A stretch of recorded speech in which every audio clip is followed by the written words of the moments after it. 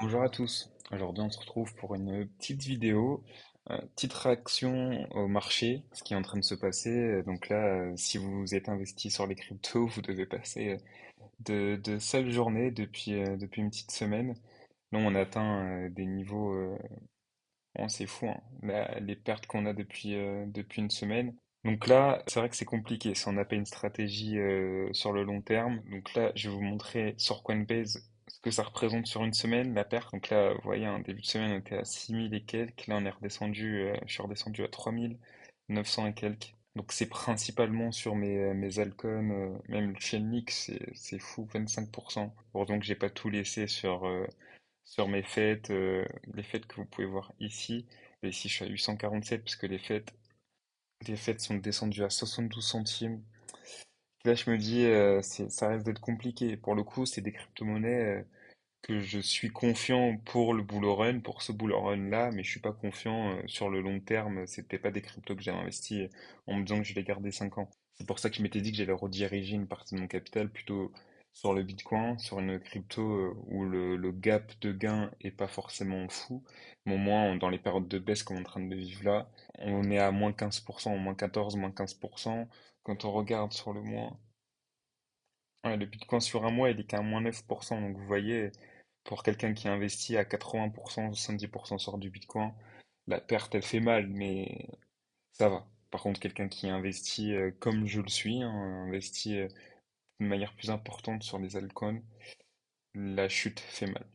Après, je reste préparé, hein. Je vous l'avais déjà dit, je m'étais déjà tapé ici en 2021, même si, bon, du coup, oui, je suis monté beaucoup plus haut. Donc le choc en termes réels est beaucoup plus grand.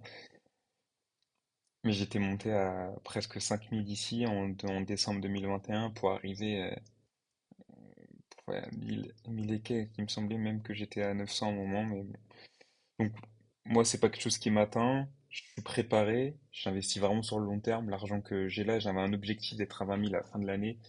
Même si je l'atteins pas, au final, c'était pas si grave. Mon objectif, c'est vraiment sur le long terme. L'argent que je mets sur la crypto, c'est pas de l'argent que je compte toucher prochainement. Donc, réellement.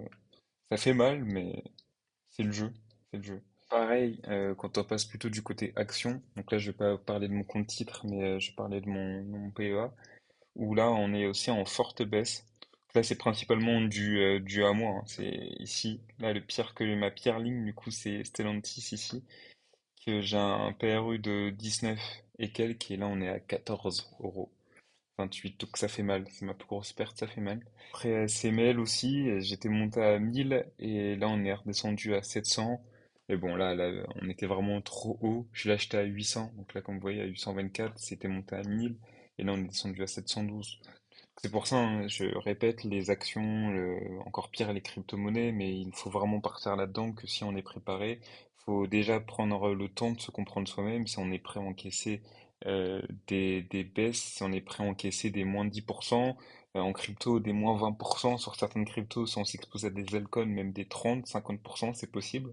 Faut être préparé à ça. Donc voilà, je voulais faire cette petite vidéo pour montrer qu'on est tous ensemble. Mais si vous investissez aussi, ben, on passe tous par ces moments-là. Le principal, c'est d'avoir une stratégie de repli, une stratégie, et déjà de savoir si on est, comme je vous l'ai dit avant, mais si on est prêt à encaisser des chutes ou non. Et peut-être là, pour les personnes qui viennent de commencer, qui sont à moins 10%, moins 3%, s'ils sont en bourse, mais en crypto-monnaie, et là, ils voient des moins 10%, ça leur permet de se poser la question, est-ce que je continue à investir alors que quand je suis à moins 15%, je tremble, j'endors pas la nuit, etc. Moi, comme je vous l'ai dit, ça me fait rien du tout. Ça m'empêche pas de dormir. Je regarde pas mes comptes. Là, je le fais parce que je fais des vidéos, donc ça me permet de me tenir à jour. Mais réellement, moi, dès que j'ai mon salaire, j'investis tout le temps à la même période. J'investis de manière régulière, euh, sans me préoccuper des baisses et des hausses. Comme là, je pouvais me dire, donc je vais investir maintenant parce que là, on a moins 15%, mais sur un mois, en fait, on est tout le temps à des baisses. Là, c'est pas dit que fin de semaine prochaine, on va pas descendre à moins 10%, je l'espère pas, mais c'est possible. Donc, je vais pas commencer à vouloir timer. Moi, je vais continuer et je vais investir principalement. Du coup, je vais rester focus sur mon Bitcoin. Je vais pas investir sur autre chose, même si le Bitcoin, c'est pas là où je pourrais avoir le meilleur rendement. Mais moi, ça me suffit réellement de chercher 10-20% sur une année. Ça me suffit pour l'instant. Parce que je suis déjà pas mal exposé en fait. Je suis vraiment déjà pas mal exposé sur les fêtes. J'ai combien de fêtes sur Binance, par exemple? Ah, donc j'ai 1000 fêtes. Donc je suis déjà vraiment exposé à des crypto-monnaies qui sont très risquées, des middle, voire des low-cap. Donc réellement, je ne vais pas chercher à m'exposer davantage à des altcoins. Je vais rester focus sur le Bitcoin, en gardant en tête que le Bitcoin, peu importe les baisses du moment, moi ça me touche pas. Parce que même si réellement, par X raison, on a loupé le coche et qu'on est en bear market, ce que je n'y crois pas, hein. En fait, je suis réellement convaincu que le BTC a de l'avenir, mais sur du très long terme. J'en suis convaincu. Donc c'est pour ça que je peux me permettre de tout le temps investir sur le Bitcoin sans avoir de stress, sans avoir peur. Et donc que je suis convaincu principalement sur ces actions-là. Donc là, réellement, je vous l'avais déjà dit, mes actions sur lesquelles je suis convaincu sur le long terme, c'est ASML. Mais pour l'instant, moi, je reste focus, comme je l'ai dit, sur mon S&P 500. S&P, le Nasdaq aussi, même si du coup, quand les fortes baisses, beaucoup plus de volatilité. Euh, donc voilà, je reste convaincu sur mon Schneider, sur GTT, je reste convaincu. Total Energy, Coface, je pense que d'ici fin d'année, je vais attendre de voir comment le marché évolue, mais d'ici la fin d'année, j'essaierai d'éliminer quelques lignes. Pareil, ma ligne ETF S&P 500 d'Amundi, je vais la vendre au profit de ma ligne BNP S&P 500. J'aime pas avoir plein de lignes. Je vais vraiment garder les lignes sur lesquelles je veux continuer à investir sur le long terme. Donc Schneider, GTT, pourquoi pas. Nasdaq, S&P 500 et SML Holding, je pense que ça je resterai. Stellantis, je vais attendre de voir d'ici la fin de l'année. Là, je vais quand même continuer à racheter des actions Stellantis parce que, comme je vous l'avais déjà dit, Stellantis, sur le moyen terme, j'y crois.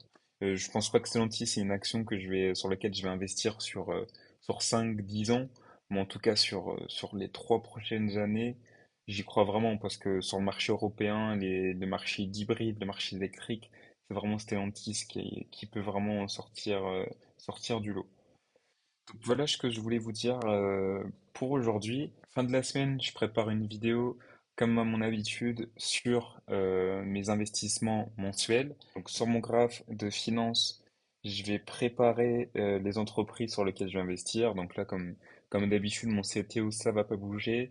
Mes investissements en PEA, donc comme je vous l'ai dit, je vais voir combien j'investis, si j'investis sur Stellantis ou non, combien je mets sur le Nasdaq, combien je mets sur le S&P 500, combien je m'expose sur Bitcoin. Donc là, je vais avoir un petit budget ce mois-ci pour l'investissement. Je vais voir comment je vais le négocier, si je vais le laisser à 500 euros, si un tout petit peu moins, un petit peu plus. Mais en tout cas, ouais, je vais essayer d'à peu près avoir 500 euros à investir ce mois-ci. J'ai 110 euros à peu près qui restent sur mon CTO. Après, sur mon PEA, une autre partie, pareil sur mes cryptos. Donc, bon, je vous prépare ça j'essaye pour vendredi. Et donc voilà, on se retrouve fin de semaine pour parler des investissements. Prenez soin de vous, restez fort durant cette période, restez focus sur vos engagements, sur vos investissements. Et on se retrouve bientôt. Salut!